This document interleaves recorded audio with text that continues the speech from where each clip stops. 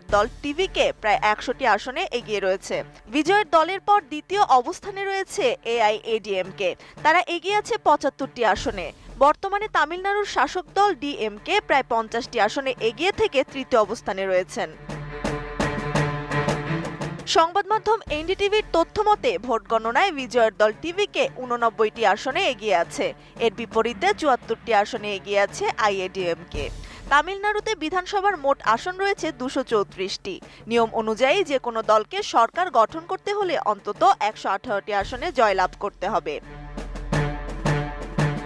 আরেক রাজ্য কেরালায় ক্ষমতাসীন জোট বাম দল কমিউনিস্ট পার্টি অব ইন্ডিয়ার নেতৃত্বাধীন এলডিএফ পিছিয়ে আছে। স্থানীয় সময় সোমবার সকাল ৮টা থেকে কেরালার ৪৩টি এলাকার ১৪০টি কেন্দ্রে বিধানসভা নির্বাচনের ভোট গণনা শুরু হয়। ৯ এপ্রিল এই ভোট গ্রহণ অনুষ্ঠিত হয়েছিল। কড়া নিরাপত্তা